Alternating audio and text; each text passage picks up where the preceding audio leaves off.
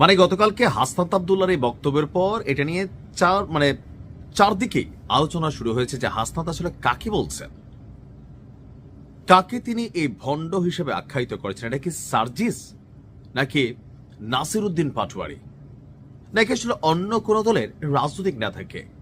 যদি অন্য কোন দলের রাজনৈতিক নেতাকে বলেন, হাসনাতের একটু ভাবা উচিত ছিল আসমানে স্যাপ মারলে, মানে থুথু মারলে সেটা নিজের গায়ে আসে। কারণ এনসিপির মধ্যেও তো আমরা এই ধরনের লেবাস দেখতে পারি, যেটা হাসনাত আব্দুল্লাহ মনে করেন যে এটা ভণ্ডামি। তো ভণ্ডামিটা কি? এই মুহূর্তে এনসিপি জামায়াত ইসলামের একটা জোট, আর বিপরীতে বিএনপি। তো বাংলাদেশের নির্বাচনের কিছু জিনিস আছে কি, নির্বাচন আসলে ওয়াদার ফুলঝুরি চলে, নির্বাচন আসলে কোলাকুলি মুসাফার একটা কি বলা হয় যে হুলুস্থুল কাণ্ড চলে। এর বাহিরে আরেকটা আসে, সেটা হচ্ছে পাঞ্জাবি পড়া। একজন রাজনৈতিক নেতা তিনি পাঞ্জাবি পড়বেন। আবার ধর্মীয় পয়েন্ট অফ ভিউতে অনেকে আবার একটু টুপিও লাগায়, যেন দেখতে একটু অন্যরকম লাগে, একটু সুফি সুফি ভাব লাগে। জনগণ যেন মনে করে আহারে অমুক ভাইয়ের চরিত্র ফুলের চেয়েও পবিত্র। তবে হাসনাত আব্দুল্লাহ মনে করছেন এরা আসলে সবাই ভণ্ড।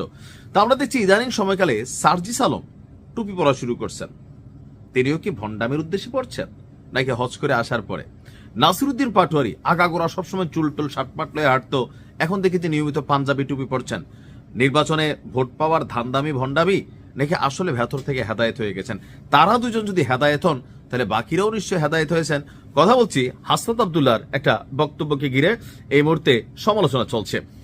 তিনি বলছেন যে নির্বাচনের আগে ইস্ত্রি করা পাঞ্জাবি, লম্বা টুপি, ইরি খেতে নেমে যাওয়ার হিপ্রোকেসি মানুষ এখন বোঝে।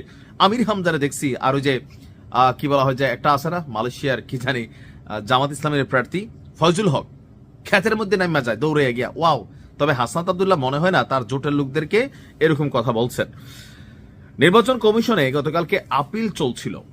বিএনপি নেতা আব্দুল আওয়াল মিন্টু এবং হাসনাত আব্দুল্লাহর মধ্যে একটু বাকবিতণ্ডা হয়েছে।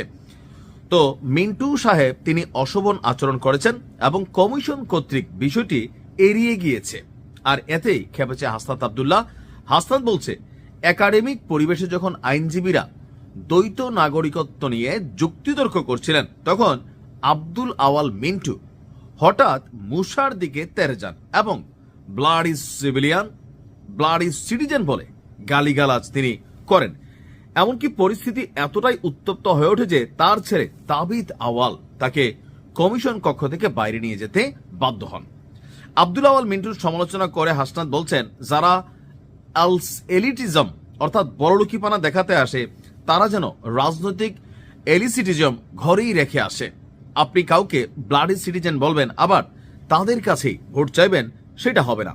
হাসনাতের অভিযোগ, আব্দুল আওয়াল মিন্টু সাহেব তিনি আসলে বিদেশে অর্থ পাচারকারী এলিট শ্রেণীর একটি অংশ, যারা ক্ষমতাসীন আওয়ামী লীগের সঙ্গে আতাত করে নিজেদের ব্যবসায়িক স্বার্থ রক্ষা করেছে। রক্তের উপরে দাঁড়িয়ে যারা ব্যবসা করেন, সেফ এক্সিট নেন, তাদের আমরা 24 পরবর্তী বাংলাদেশে দেখতে চাই না। কেন দেখতে চাও না হাসনাত? এইটা তো আরেকটা ফ্যাসিস্ট টাইপ সেন্টেন্স হয়ে যায়। কারণ কি, তোমার যখন ভালো লাগে না কারো বক্তব্য, আমি কিন্তু হাসনাতের খুবই সাপোর্টার, তাই না? আপনারা যারা আমার নিউজ দেখেন, কিন্তু এই ধরনের বক্তব্য হাসনাতের জন্য ঝামেলাযুক্ত। কেন? আমার মতের বিরুদ্ধে গেলে ভাই তার পক্ষে সরকার কাজ করে, আমার পক্ষে আসলে সরকার নিরপেক্ষ। নাকি একটি শ্রেণীকে সাপোর্ট দিচ্ছে, যখন আমার বিপরীতে যায়, যখন আমার বিপরীত মতের মানুষ হবে, তাকে দেশে থাকতে দিবে না, 24 পরবর্তী বাংলাদেশে দেখতে চাই না। তো কোনো সময় 24-এর জায়গায় তো 48 পরবর্তী হইতে পারে, 37 পরবর্তী হইতে পারে, 30 পরবর্তী হইতে পারে। তখন তো তোমাদের সবাইরও মানুষ দেশ থেকে বের করে দিবে, বা তোমরা পালাই যাবা। কেন?